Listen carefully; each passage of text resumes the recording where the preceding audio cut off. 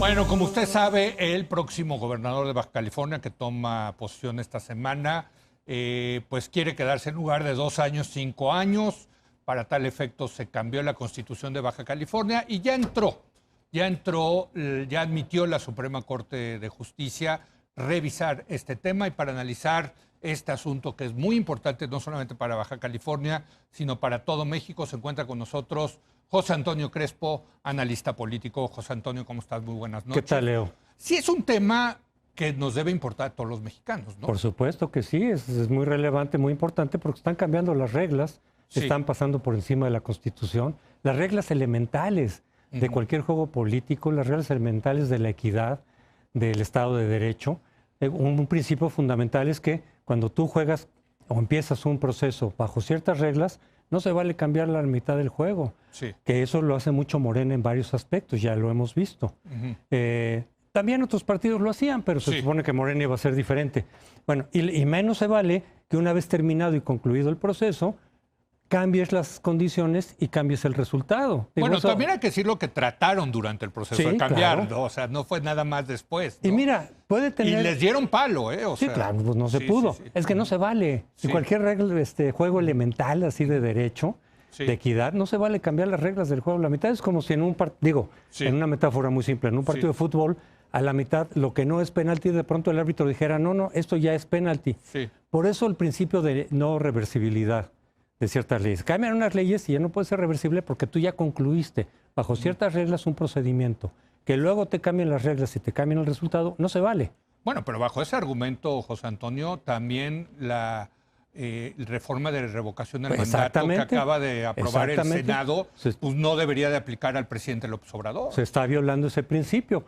No sé si legal o no legal, pero el principio fundamental que está en cualquier juego democrático y Estado de Derecho lo están violando también con la revocación. Sí. Tendría que ser, si así lo decide el Congreso, al siguiente, porque la gente eligió por 6 años o casi 6 a López Obrador. ¿Cómo que por un cambio constitucional ahora ya puede ser por 3 nada más? Pues claro que no.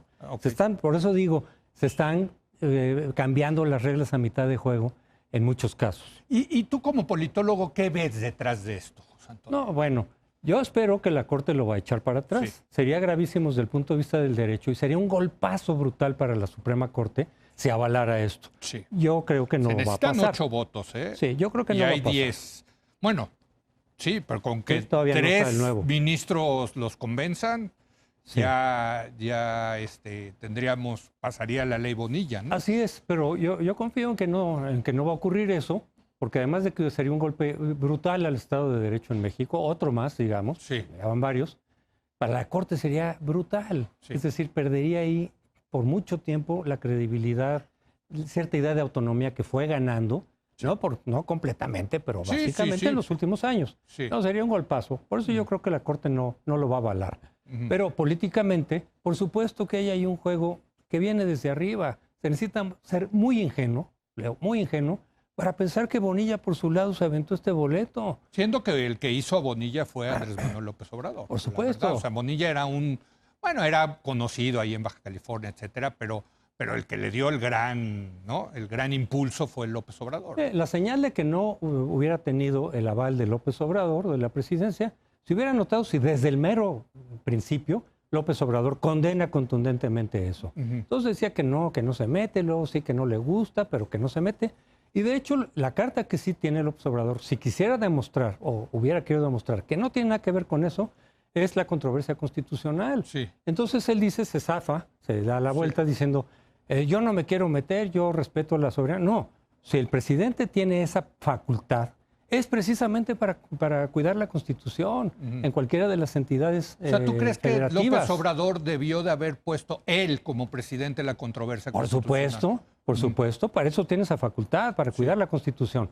Yo sé que algunos colaboradores cercanos se lo propusieron y lo desechó. Pues se lo propusieron con esa lógica. Oiga, se quiere deslindar claramente de este asunto, quiere que quede claro que usted no tiene nada que ver con eso, la controversia constitucional, Ahora, y no lo quiso hacer. Exacto. A ver. Entonces, déjame preguntarte, si acá está metido el propio presidente, déjame especular, puede ser para quedar bien con su amigo Bonilla, ¿no? O sea, para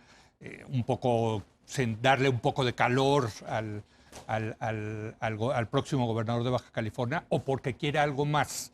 ¿Tú qué opinas? No, yo creo que por lo menos... Digo, te lo pongo claramente. Muchos piensan que esto es un globo sonda que está mandando López Obrador para tentar el terreno para ver una posible reelección. Así se ha dicho. Yo no lo descarto del todo. ¿Qué? Que esa sea la jugada. Que sea un globo sonda. Sí, que sea globo sonda. Yo creo que sí lo es. De todas maneras, a ver cómo se reacciona, a ver qué pasa con la Corte. Yo tiendo a pensar que no se va a reelegir López Obrador. Yo creo que no. Yo también, pero cuando veo estas cosas, cuando veo estas cosas ya empiezas a dudar. Pero no lo puedo descartar exactamente. En principio yo digo, no creo que esa sea su jugada. Sí. Pero bueno, eventualmente cambiar el mandato en otros gobernadores, por ejemplo. Es que se sentaría un precedente terrible. Sí. Tú puedes cambiar el mandato una vez concluido el proceso electoral por vía del Congreso. Un Congreso opositor podría decir, miren, este gobernador de 6 años lo bajamos a 3 años. Sí. O sea, no tiene ni pies ni cabeza. Ese es un buen punto, ¿eh? Yo no lo había visto al revés. O también de 6 a 9, ¿no? Por ejemplo. Sí, bueno, también. Aquí es de 2 a 5. Sí. Pero pues, lo que tú dices es correcto. ¿Qué tal si? No, pues un sexenio vamos a bajarlo a 3. Un Congreso opositor mayoritario. Sí. Si lo bajamos a 3 y ya quedó el precedente y ya la Corte lo avaló, suponiendo que lo avalara. Sí. No. Es un golpazo al Estado de Derecho, pero por donde se le vea. Por eso yo confío en que la Corte lo va a echar para atrás. Y habrá sido entonces el sondeo, el globo de sondeo, decir, a ver cómo pasó las cosas, a ver cómo reaccionó. Y sí, de todas maneras, aunque no se usara eso para López Obrador después, ya es ganancia para Morena que tengas un estado de 2 a 5 años. Sí. Porque ya cubre el resto del sexenio. Claro. Ya fue una ganancia, hubiera sido una ganancia o sería.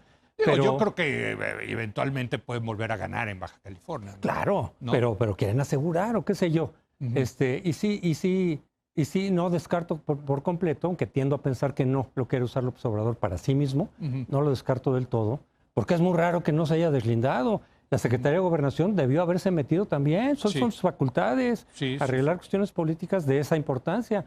Y también se deslindó, digo yo personalmente, la secretaria, no me gusta, pero la secretaría no se mete. Pues ¿cómo que no se mete? Entonces, ¿para qué está? Y déjame también agregar aquí el papel de Morena y de su presidenta, que pues como tú dices, ellos prometieron ser diferentes, pero están demostrando que son un partido político más, ¿sí? ¿no? Como los demás. Y por cierto, aquí López Obrador siempre dice, oye, no nos confundan, nosotros somos diferentes. Lo dice diario. Sí. Y se molesta y se enoja. Bueno, eso se demuestra en los hechos. Sí. No basta con que tú digas, el PAN en su momento también se presentó antes de llegar a la presidencia con un partido impoluto, moral. Sí. Bueno, pues los hechos, eso se demuestra en los hechos. Entonces, ¿no quieres que te comparemos con los demás partidos? No hagas lo mismo, ¿no? Bueno, yo creo que ni el PRI hacía eso. Hacía otras cosas, obviamente. Sí. Bueno, hacía fraude.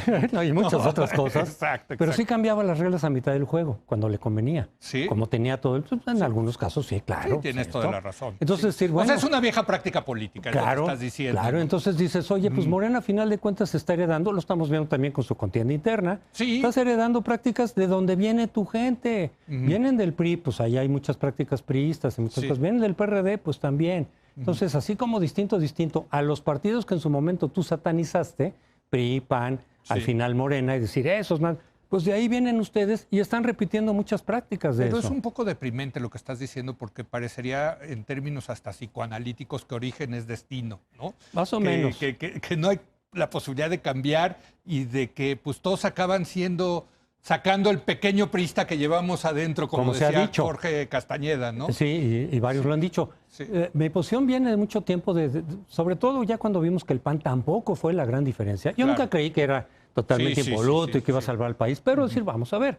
Cuando ya vi eso, iré al PRD, en donde gobernaba, decir, oye, todos los partidos en el mundo tienen ciertas características de lucha por el poder y de que cuando pueden darle la vuelta a la ley, lo hacen. Cuando pueden hacer trampa, lo hacen. Pero pues eso viene de los griegos, y por eso, de los romanos. Siempre, entonces, ¿por qué de pronto un partido excepcional, impoluto? Pues mucha gente lo ha creído y lo sigue creyendo. Mi posición es decir, no, por eso hay que reforzar las instituciones democráticas, porque los partidos no son confiables, ninguno. Sí. Ya, o sea, lo hemos visto y en México ya, por experiencia propia, Lo estamos viendo porque se nos generó la ilusión de que como el PRI era el único partido gobernante, la oposición era moralmente distinta. Y no. Pues ya estamos viendo que no. Y ahora lo estamos viendo con Morena. Coincido contigo que es importante aquí el tema de las instituciones. Desde luego esto lo va a acabar decidiendo una institución que es la Suprema Corte. Pero te quiero preguntar, el INE también ha sido muy enfático en esto y creo que correctamente al decir esto no se vale. Claro, sí. ¿No? Sí, muchas cosas pueden criticar al INE, le hemos criticado al IFE, varias resoluciones que no nos han gustado, igual que de la Corte. Pero ahorita su postura es, desde luego, muy contundente, decir, señor, están violando las reglas elementales de la equidad y del Estado de Derecho. No una que sea controvertible, discutible. No, es abiertamente un atentado al Estado de Derecho. Está defendiendo la democracia, me parece. Y la equidad y los principios fundamentales del juego electoral. Así es. No en conclusión, José Antonio, ¿qué dices? En conclusión, es muy sospechoso de que todo esto esté ocurriendo. Desde luego, yo no me creo que es Bonilla por sí mismo. Sí, yo tampoco. No lo creo, por supuesto. Y tengo la confianza y la esperanza de que la Corte lo va a echar para atrás. Yo también. Y que quede nada más como una anécdota de decir, miren Morena, cuando puede hacer trampa, intenta hacer trampa. Sí. Pues los demás partidos se deslindaron, ¿no? De los que votaron allá en... Bueno, esa es otra historia asquerosa. No, que pues... fueron los panistas los que cambiaron la Sí, pero también quien vende su voto de esa manera es despreciable. Sí. Pues el PAN se deslindó. Quien compra el voto también. Entonces, otra vez, como el PRI compraba los votos, pues ahí está Morena comprando votos. Pues querido José Antonio, gracias. Gracias por haber venido. Gracias a José Antonio Crespo. Gracias a usted por acompañarnos. Yo lo espero mañana en punto de las 10 de la noche, cuando otra vez sea la hora de opinar. Aquí nos vemos.